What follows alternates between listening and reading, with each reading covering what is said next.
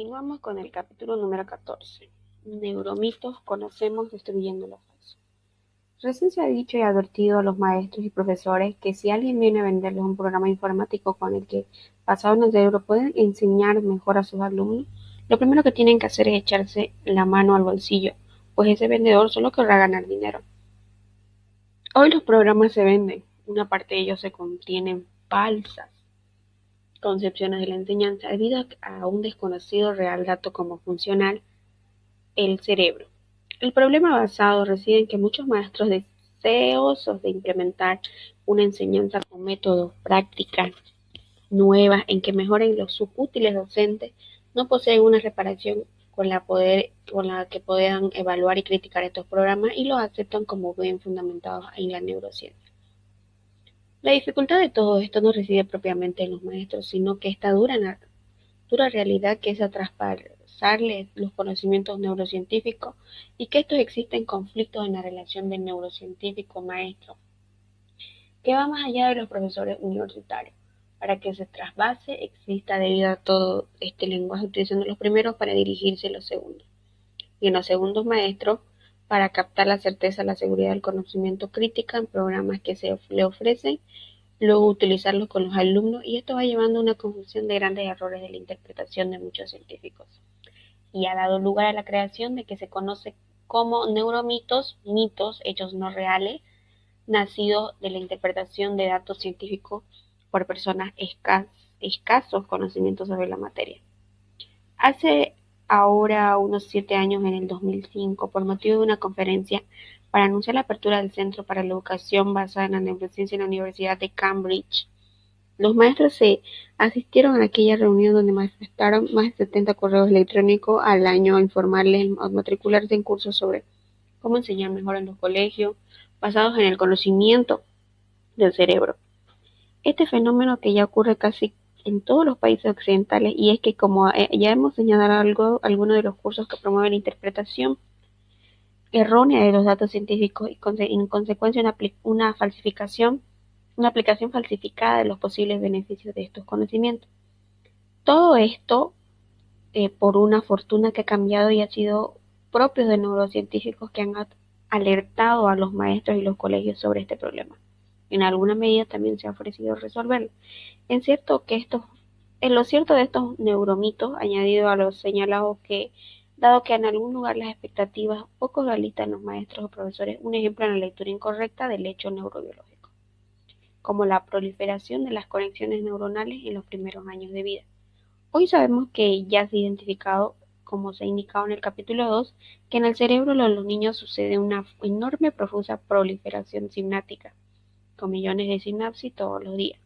Pues bien, basándose en este hecho, se ha especulado sobre la posibilidad de aprovechar en estos tiempos los cambios profundos y profundos para inundar su cerebro de paralelo de este conocimiento sináptico, con conceptos de vocabulario, memorización, acontecimientos históricos, hechos aislados por percepciones complejas a través de medios audiovisuales, para que sean mejor absorbidos e incorporados en el cerebro durante la proliferación sináptica, pensando que, de este modo, cuando estos niños alcancen la juventud o una edad adulta, tendrían que ser capaces cognitivas superiores a los que los compañeros no han utilizado estos métodos. Por desgracia, quienes promovieron esta idea no tuvieron en cuenta que la evidencia científica acerca de la relación entre este fenómeno neurobiológico de la proliferación sináptica y el proceso de aprendizaje es la más. Los mismos padres, ante las ofertas de este tipo, siempre reaccionan con un componente fundamental emocional. Pero, ¿acaso no es verdad que los niños aprenden cosas fundamentales y aún definitivas de modo fácil en los primeros años? ¿Cómo no voy a aprovechar esta cierta ventaja para mi hijo, aun cuando de ello no sea del todo cierto? Lo que los padres ignoran es que aprender bien en estos primeros años requiere un instrumento básico que resume la espontaneidad, el placer, el juego, entre lo motor, lo sensible y lo sensorial, cierto y accesible. De esta misma línea se transcurre otro fenómeno que se conoce como el efecto Mozart. Durante tiempo se pensó que escuchar la sonata de piano o la sinfonía compuesta de Mozart frente al silencio o escuchar una charla relajante tenía el efecto de aumentar la capacidad de aprendizaje en los niños. y también facilitar el razonamiento abstracto de estudiantes universitarios. Otros estudios posteriores también sugieren que no solo la música Mozart, sino hay otras músicas, incluso la lectura del pasaje atractivo de un libro, eran capaces de influir en las tareas que realizaban los niños fuera de estas, de recortar libros de papel o hacer figuras de cartones, cuyos los bordes sean bordados, doblados, ya venían festoneados.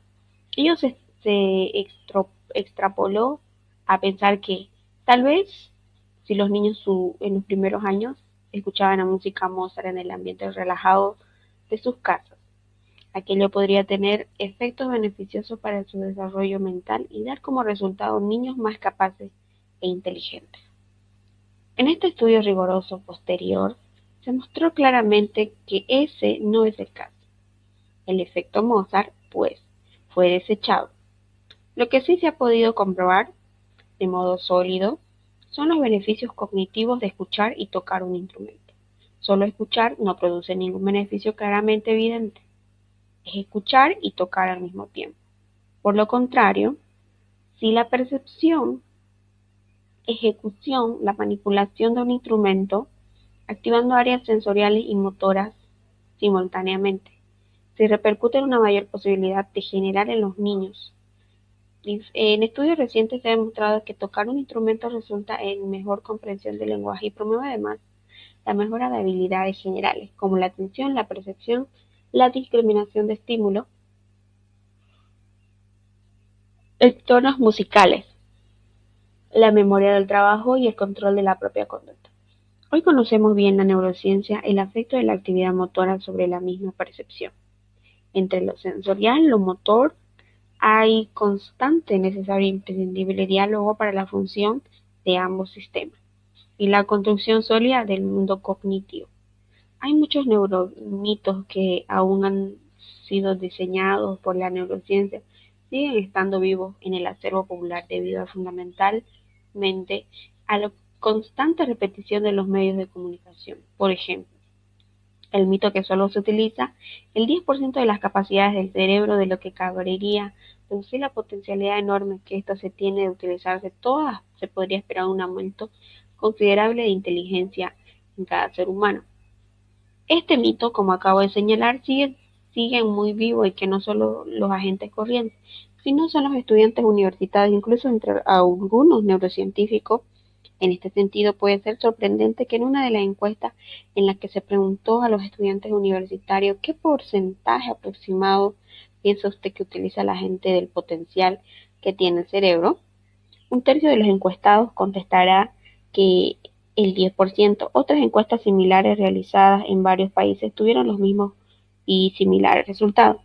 Y lo más sorprendente es que un 6% de los neurocientíficos preguntados con esta misma cuestión también contestó que el 10%. Es curioso que después de años de mostrar la ciencia lo falso, de lo acertado, todavía ahora mismo se venden programas basados y en él la gente que compra la esperanza para poder aumentar las capacidades de inteligencia por encima de las propias imitaciones. Hace un tiempo, en la reunión del Consejo de Investigación Nacional en los Estados Unidos, donde se discutió este mito, se concluyó que se podría erradicar si se dejaba claro públicamente su falsedad, haciendo hincapié en que como tantas propuestas milagrosas de automejorar las capacidades de una manera fácil y rápida, era un camino estéril, ya que nada puede sustituir el lento duro trabajo, disciplina, el trabajo cuando se trata de aumentar las capacidades intelectuales de otro tipo, de cada uno. Claramente no se sirvió mucho. Y digámoslo ya que el cerebro utilizado por los recursos, la genética, el entrenamiento, cada vez que se enfrenta a la solución de problemas o de procesos de aprendizaje y memoria. El otro neuromito es que aquel del cerebro del derecho o izquierdo es el neuromito creado sobre la propuesta que a los niños habría que enseñarle en los colegios tras ser clasificados previamente como niños nacidos con una predominancia del hemisferio derecho versus el hemisferio izquierdo. Y